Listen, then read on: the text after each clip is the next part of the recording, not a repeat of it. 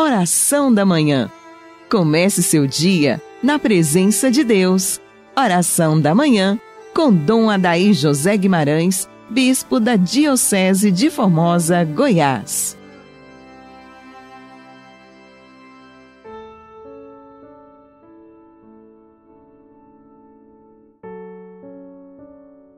Graças e louvores se deem a todo momento ao Santíssimo e Diviníssimo Sacramento.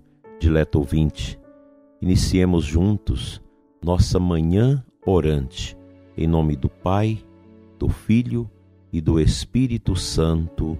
Amém. O Senhor é minha luz e minha salvação, a quem poderei eu temer? O Senhor é o baluarte de minha vida, perante quem tremerei? Meus opressores e inimigos são eles que vacilam e sucumbem. Como é bom estarmos na presença do Senhor nesta manhã de adoração.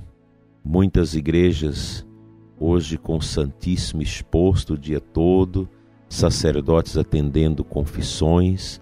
Aqui em Formosa nós temos a paróquia São Sebastião com adoração perpétua, sempre com confissões, e as pessoas poderão com alegria beber neste manancial que é a Santíssima Eucaristia, que nós comungamos na missa e adoramos também fora da missa.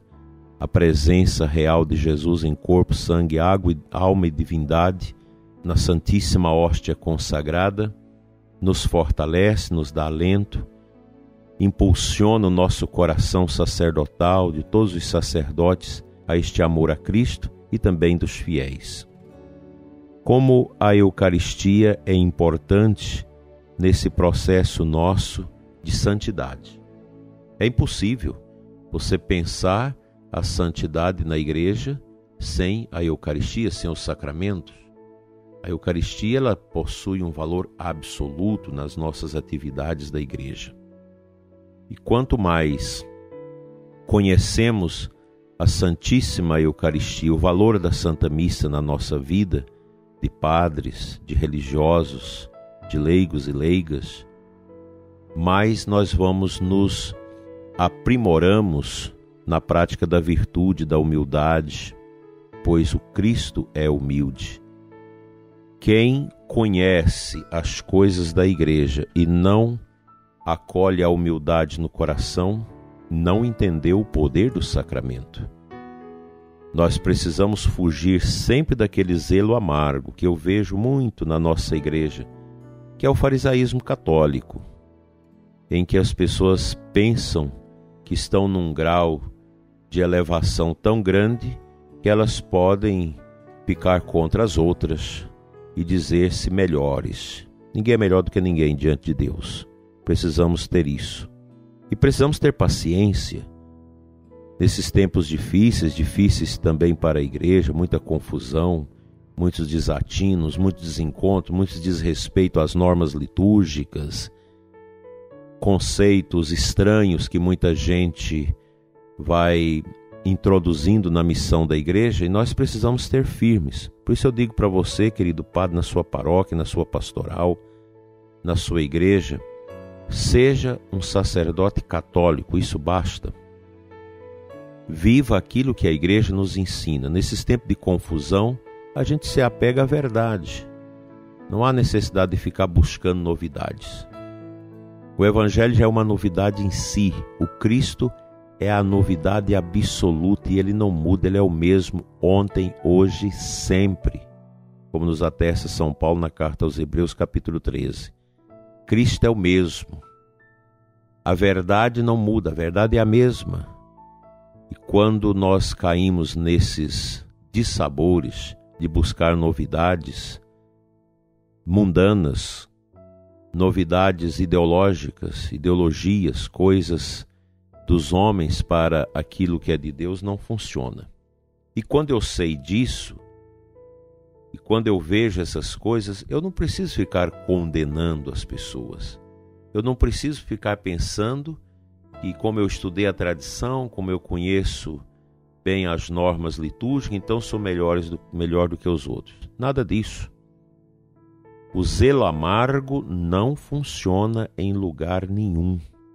O zelo amargo é uma obra do diabo, é uma obra da carne, do orgulho, em que você, ao invés de zelar com amor, com paciência, com esperança, com misericórdia, você quer aplicar o zelo pelo rigor da lei. Isso não agrada a Deus. Nós vivemos um tempo em que precisamos ter paciência. Paciência com os sacerdotes, paciência com os leigos, com os religiosos. Mesmo que haja coisas que a gente sabe que não pode, mas vamos ter paciência, vamos orar, vamos adorar mais, criar movimentos de adoração.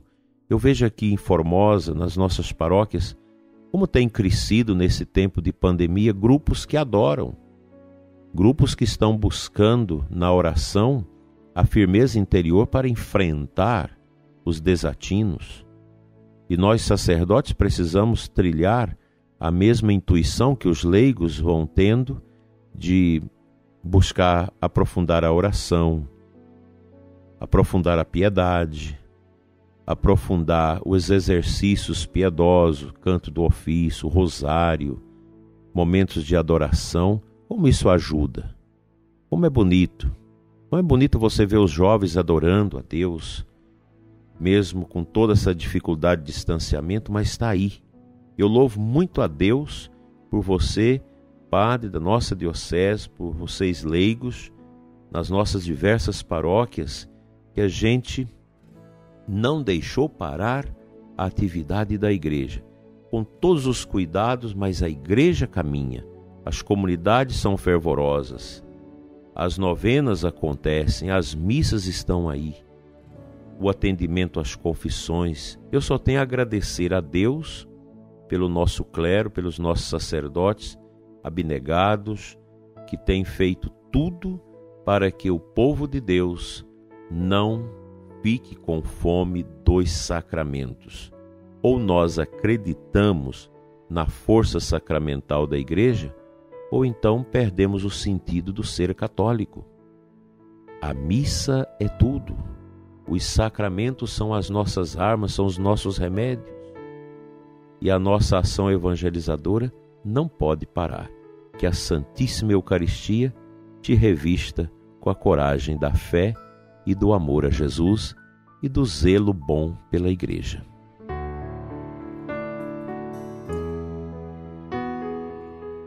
A primeira leitura da Santa Missa desta quinta-feira é extraída de 2 Coríntios 3,15, depois o início do capítulo 4.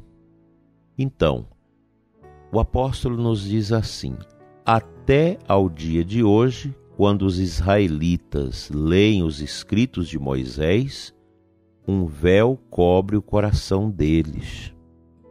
Mas todas as vezes que o coração se converte ao Senhor, o véu é tirado. Pois o Senhor é o Espírito, e onde está o Espírito do Senhor, aí está a liberdade. Que palavra tão doce, que palavra tão viva. Esse véu que nós às vezes temos no coração, é o véu do pecado, do zelo amargo, desse farisaísmo de pensar que a gente é melhor do que os outros, de condenar os outros, de julgar os outros. Quando a gente coloca a Sagrada Escritura no lugar dela, dentro da nossa alma, dentro da nossa vida, estes véus estranhos vão sendo tirados. É o que nós precisamos, prezado ouvinte, sermos homens e mulheres de fé na liberdade. O cristão livre não se apega a essas bobagens, não se apega ao orgulho, às vaidades, à prepotência, a essa mania de pensar que sabe tudo, sabe mais do que todo mundo, que só você está certo. Nós vivemos um tempo de tanta confusão que a gente precisa romper com isso. Não fazer parte desse time de confusão, de divisão, de brigas, de confusões que tiram a unção e a nossa oração, o poder da nossa oração. Te convido nesta quinta-feira a fazer a sua adoração ao Senhor, a ler a liturgia de hoje. Quem puder ir à Santa Missa, por favor, o faça. Eu tenho certeza que o seu coração vai vibrar de amor, de esperança, de poder. Como Cristo renova o nosso coração a cada dia. Que a paz reine dentro de você. Você, sacerdote, religioso, seminarista, lideranças leigo, povo de Deus.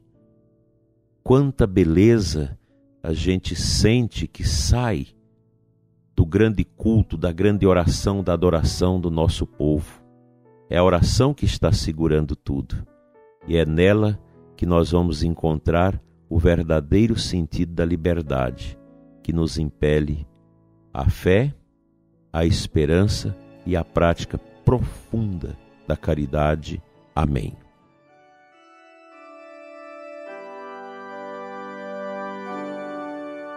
Senhor nosso Deus, Pai das misericórdias eternas, eu oro neste momento pelo ouvinte que nos acompanha. Dai, Senhor, a paz aos que estão na aflição, alegria aos que estão tomados pela tristeza. Aumente a fé, Senhor, dos que estão bambos, tristes, desanimados. Cura, Senhor, o coração dos aflitos, dos enfermos. Te entregamos as pessoas que estão se recuperando desta peste. Vem, Senhor, em auxílio dos sacerdotes que lutam pela vida, na UTI, no entubamento. Abençoa, Senhor, os nossos parentes que estão sofrendo, internados. Abençoa esse ouvinte que nos escuta dentro do hospital e que a intercessão, Senhor, de Nossa Senhora de São Padre Pio lhe dê a graça da cura e da restauração da sua saúde. Obrigado, Senhor, por cada ouvinte deste programa, que nesta manhã de quinta-feira nós sejamos animados e possamos fazer a nossa adoração carinhosa, bonita, afetiva para com Cristo, pelo fim dessa peste, pelo fim das divisões e pelo início de um amor e de um renascimento da fé em todos os cantos deste mundo. Assim seja. Amém.